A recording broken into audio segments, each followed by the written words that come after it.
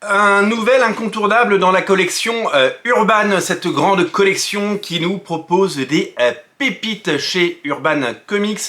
Voici l'intégrale Scalp volume 1 de Jason Aaron et RM Guerra.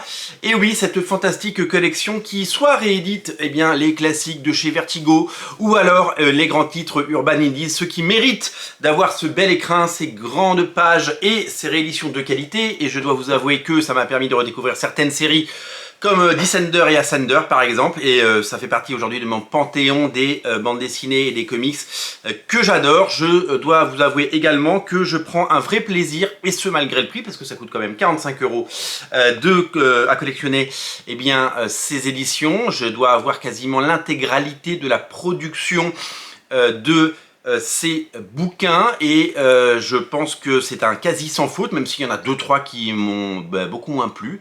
C'est normal, on peut pas tout aimer. Et il y en a pour tous les goûts, et il y en a vraiment pour tout le monde. Ce sont des récits de qualité qui sont édités ou réédités. Certains arrivent dans cette collection.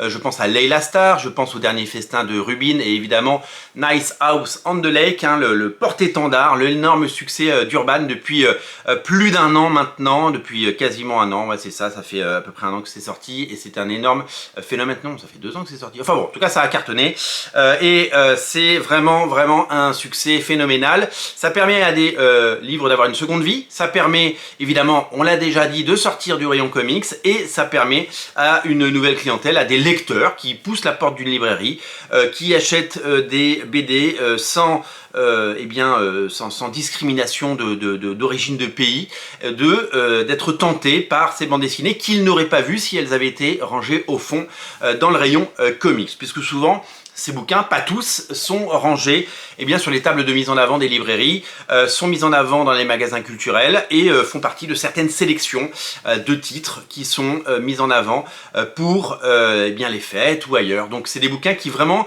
arrive à sortir du lot. Je ne dis pas que c'est la solution ultime, il faut d'abord que le titre soit de qualité, il faut qu'il y ait de l'appétence, et il faut que les libraires aient un coup de cœur, parce que ça reste un métier humain, la librairie, et ça reste un métier où le conseil fait partie c'est une grande partie du succès d'un titre. Nice House on the Lake a été plébiscité par les libraires, les prix ont été remis par les libraires, et d'autres comics actuellement ont des prix. Je pense notamment au Dedans chez 404 de Will McPhail.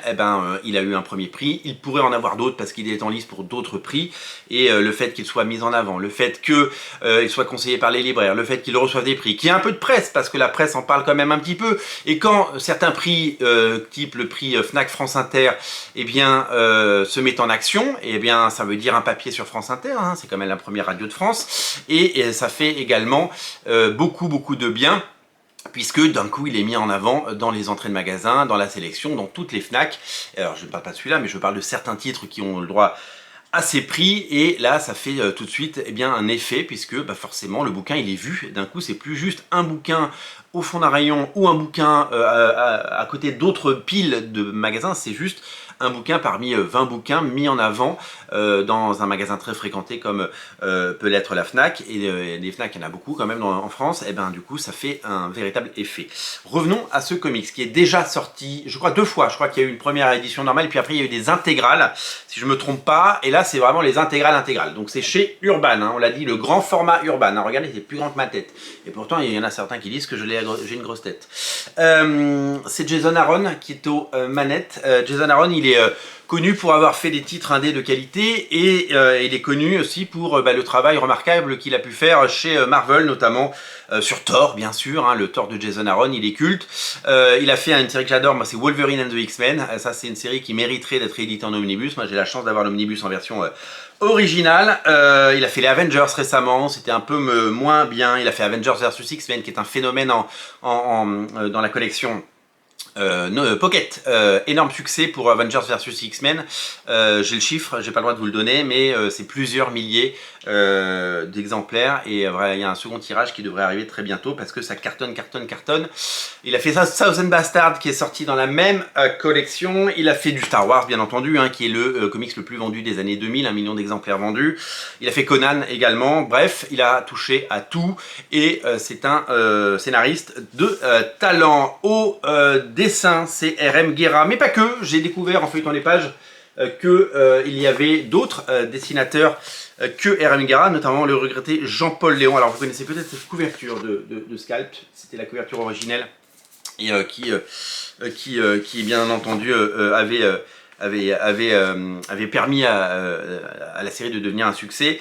Il y a David Fourneau, je ne connaissais pas David Fourneau, mais en tout cas, voilà, un dessinateur R.M. Guérin qui dessine la plus grande partie de cet album et qui eh bien, va nous séduire. Scalp, c'est une série que j'avais lue il y a quelques années. Je crois que j'avais lu le tome 1 et j'avais pas forcément accroché, mais je m'étais dit que j'y retournerais parce que il y a plein de BD. Vous savez, quand vous êtes dans une phase où je sais pas, vous voulez lire que des mangas, ou dans une phase où vous lisez que du super-héros, ou dans une phase où vous lisez un type de comics avec un type de dessin, avec vous recherchez quelque chose, vous êtes complétiste sur un auteur, etc. Ben, peut-être que vous êtes soit trop jeune, soit pas prêt à découvrir quelque chose. Aujourd'hui, je me sens prêt à redécouvrir cela avec un œil neuf, puisque d'abord j'ai juste envie de le lire, et d'abord parce que eh bien j'ai tout oublié de ce que ça pouvait raconter. Il est question de l'Amérique, et moi j'aime quand l'Amérique se regarde dans le miroir. Il est question des natives qui sont de mieux en mieux représentés dans la bande dessinée américaine, et il est question eh bien, de ces comics qui sont édités par Vertigo à la base, hein, parce que c'est un comics Vertigo, vous savez, ce label qui a vu naître Preacher notamment et Sandman, pour ne citer que les plus connus, mais qui a vu naître énormément de titres de qualité et de titres qui sont devenus cultes par la suite, qui sont aujourd'hui réédités dans le Black Label, parce que le label Vertigo en tant que tel n'existe plus. D'ailleurs, je crois qu'il y a le petit label Black Label. Est-ce qu'il n'y a pas le petit label Black Label? Eh bien, il n'y a pas le label Black Label. C'est tant pis pour moi, c'est tant pis pour nous. Voilà, donc Scalp intégral, tome 1, un magnifique DA, comme d'habitude, un magnifique ouvrage que je vais mettre sur ma pile et lire très prochainement. En tout cas, c'est la nouveauté, ça coûte 45 balles, comme par exemple Descender. Alors, c'est pas des petits prix, mais c'est des tellement beaux livres que ça mérite évidemment le coup d'œil. Je vous invite à découvrir Scalp, je vous invite à découvrir cette collection urbaine, je vous invite à passer chez votre libraire et je vous invite à vous abonner à Radio Comics si ce n'est pas déjà fait. Salut!